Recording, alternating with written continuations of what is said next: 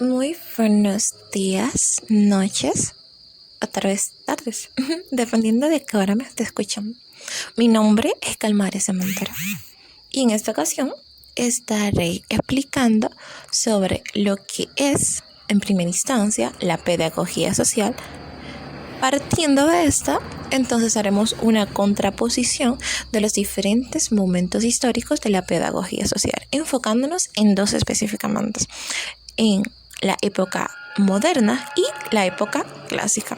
Sin más, comencemos.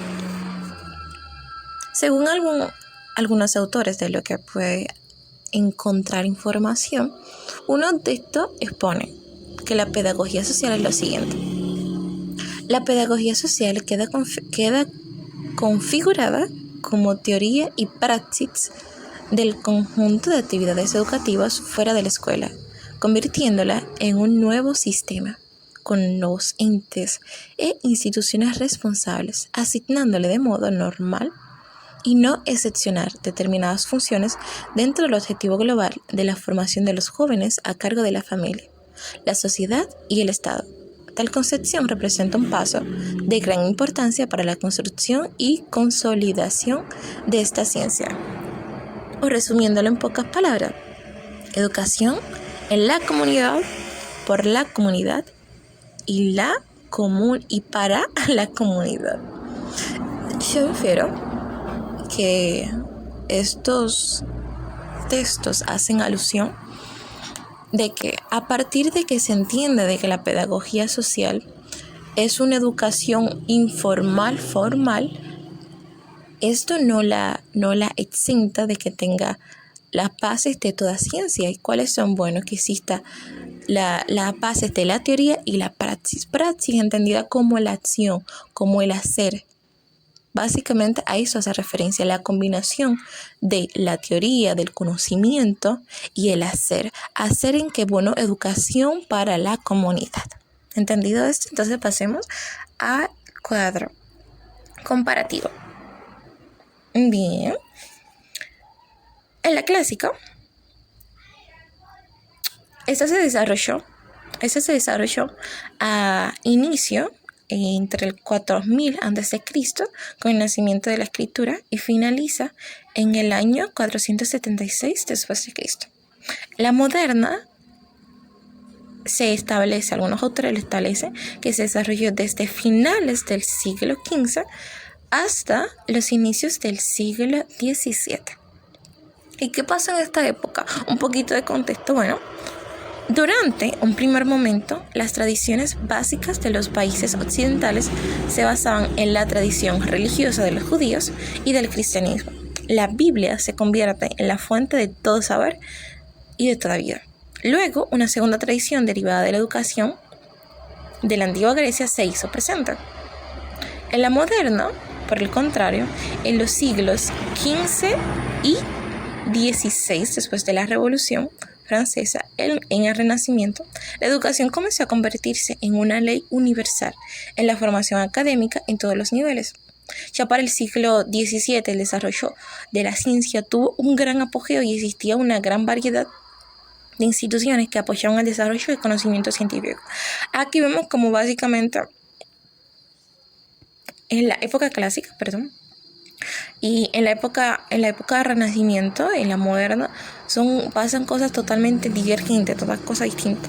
Si en la época clásica, la base de la educación en cierta instancia, en un cierto momento, fue la Biblia, entonces en otro momento, un poquito después, con influencia de los antiguos griegos, entonces existe esa cierta búsqueda del conocimiento, pero no tan a fondo, o sea, no tan financiados, a decirlo, como pasó en la época moderna, que no solamente nació ese despertar por saber, por conocer, sino que también diferentes instituciones lucraban esta acción, existía un apoyo, lo que no pasaba en la antigua Grecia, que no existían como tal instituciones que apoyaban el conocimiento, sino más bien existían diferentes eruditos, diferentes personas de harto saber que se encargaban de de enseñarle a otra persona, y así básicamente se veía replicando el conocimiento, pero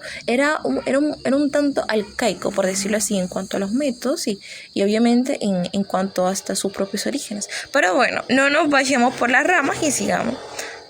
En la época clásica surgieron diferentes representantes como Sócrates, Platón, Aristóteles, fueron los pensadores que influyeron en su concepción educativa.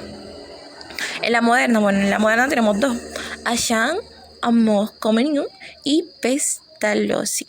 Pestalozzi creo que es de origen italiano. Postura, esta parte me gustó hacer. Postura de algún autor que te haya gustado. Bueno, a mí yo coloqué a Platón. Me gustó mucho cómo él veía la pedagogía social desde su cosmovisión, desde su percepción. Y dice, el hombre, como ya indicaba Platón, no es educado, sino por la comunidad. Y en sí misma, esto es, el hombre para llegar a serlo, necesita del hombre. Creo que no es necesario que yo lo explique ahora. Platón básicamente decía que el hombre, el individuo, se puede llegar a ser un ente social por medio de la comunidad. ¿Y cómo entonces se educa? Mediante otras personas. O sea, yo no puedo considerarme una mujer, dice Platón, si no estoy educada. Entonces, ¿cómo me educo? Bueno, estando en sociedad. Muy hermoso, ¿no? Entonces dice Pestalozzi, la cuestión social es de orden moral, pues se resuelve formando la conciencia y el amor al prójimo. Puede acometerse, por consiguiente, por medio a la educación. Platón y Pestalozzi, no sé si desde mi percepción siento que iban como que muy emparejaditos a pesar de las diferencias generacionales. ¿Y qué decía Pestalozzi? Bueno, que la pedagogía social es de carácter moral, o sea, de carácter, existe cierta virtud en esta, que no solamente el enfoque está en que el individuo aprenda las bases sociales, se sepa comportar, conozca de la sociedad, sino que también debe de existir un enfoque hacia lo que es como individuo, tomando en cuenta el amor a esa persona, el amor que tú le tienes por el simple hecho de existir, el amor al prójimo, y la conciencia, obviamente formando lo que es su saber. Bueno, a mí en lo personal me gustó muchísimo más la de Platón, pero a algunos tal vez les guste más la de Pestalozzi. Y pues, el objetivo, ¿cuál era el fin de la pedagogía social en esos momentos? Bueno, el fin de la clásica era preparar a los jóvenes intelectualmente para asumir posiciones de liderazgo en las tareas del Estado y la sociedad. Entonces, en la moderna, dice, tras la Revolución Francesa, que fue como que el gran boom, se comenzó a enfatizar en la búsqueda de la libertad, igualdad y fraternidad. Acá obviamente ya vemos también la diferencia, la discrepancia existente entre la una y la otra. Eso se lo voy a dejar de tarea y no se lo voy a explicar porque siento que está bastante claro, ¿no? Pues bien, en última instancia tenemos nuestro cuadro de similitudes y de diferencias. Similitudes, bueno, tenían en común tanto la pedagogía social como la moderna que la figura femenina no poseía participación en actividades académicas. La mujer estaba relegada a un tercer plano, bueno, y a veces hasta un quinto. Se contempla la igualdad y libertad, pero relegando a la mujer. Ambas sociedades, a pesar de que en muchos de sus manifiestos sociales, en muchos de sus manifiestos hasta académicos, preponderaba la igualdad sobre todo, el amor al prójimo, etcétera, etcétera.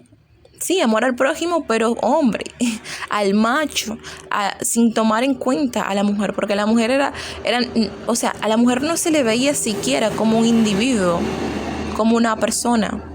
En ocasiones hasta existía cierta comparación de una mujer y un animal. Fíjese qué cosa. Pues bien. Y por último, la escolaridad, dígase, su división por grado siempre estuvo presente, tanto en los tiempos de Tutankamón, de Aristóteles, de Platón, existía primero, segundo y tercero. Asimismo, para la época moderna, existía el primero, segundo, tercero. Bueno, veamos las diferencias. El fin de la educación general en la época clásica se caracterizaba por el desarrollo del hombre también para la guerra. No existía en sí una relevancia cognitiva en sí misma, mientras que en la época moderna se hizo hincapié en la búsqueda verdadera del conocimiento, dígase epistemología. La Biblia deja de verse como un documento de fuente única del saber en la época moderna. Y por último, se perfeccionan las estrategias y tácticas de enseñanza en la época moderna. Hasta aquí mi participación. Le dejo acá la referencia que he estado utilizando. Mi nombre, vuelvo y repito, es Galmari Cementero y ha sido todo un placer para mí explicarle un poquito sobre los momentos históricos de la pedagogía social, enfocándose en la época moderna y la época clásica. Tengan lindo resto del día.